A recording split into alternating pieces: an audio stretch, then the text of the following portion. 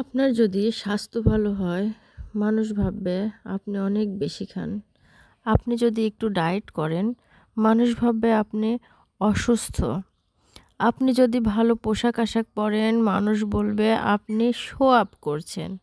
আবার খারাপ পোশাক পরে থাকলে মানুষ বলবে গরিব, পাত্তাই দিতে চাইবে না। আপনি যদি সিরিয়াস হন, মানুষ ভাববে আপনি ভীষণ বোরিং। আপনি যদি হাসি খুশি হন, মন খুলে কথা বলেন, মানুষ আপনাকে ভাববে ইম্যাচিউরড। মানুষের বিপদের সাথে সাথে যদি তার পাশে গিয়ে তাকে সহযোগিতা করতে চান, তাহলে মানুষ ভাববে আপনি খুব গায়ে পড়া।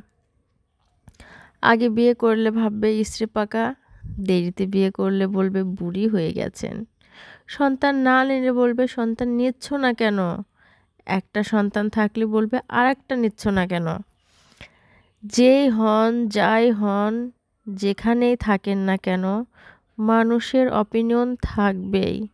তাই পাছে লোকে কী ভাবলো, কী বলল, সেটা ভেবে নিজের জীবন নষ্ট করবেন না। অন্যের ক্ষতি না করে নিজে কীভাবে ভালো থাকা যায়, সুখে থাকা যায়, সেটাই ভাবুন।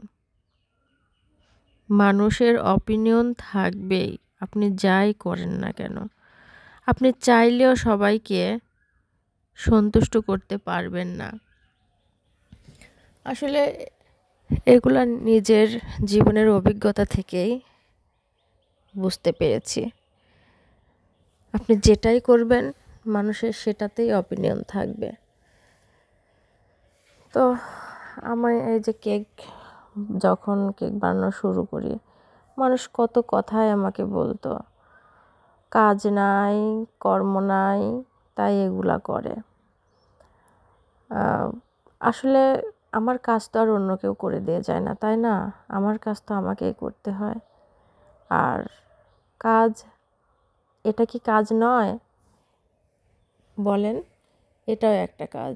যারা এই কথাগুলো বলে, আমি বলবো তাদের কাজ নাই, তাই তারা এই ধরনের কথা বলে। তো যাই হোক, এই কেকটি বানাচ্ছি। আমার আম্মু আমার কাছে আবদার করেছিল বাচ্চাদের মতো। তো আমার ছোটো খালার বাসায় বেড়াতে যাবে, এই জন্য, মানে ছোটো খালার একটা মেয়ে আছে, তো সে দেখলে খুশি হবে, এই জন্য আম্মু আমার কাছে আবদার করলো যে একটা কেক বানিয়ে দিতে। তাই আমি কেকটা বানিয়ে দিলাম। তো যেহেতু ট্রাভেলিংয়ে যাবে, এই জন্য টাপ কেকই বানিয়ে দিলাম।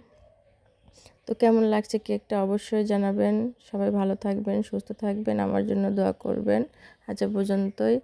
আল্লাহ হাফেজ।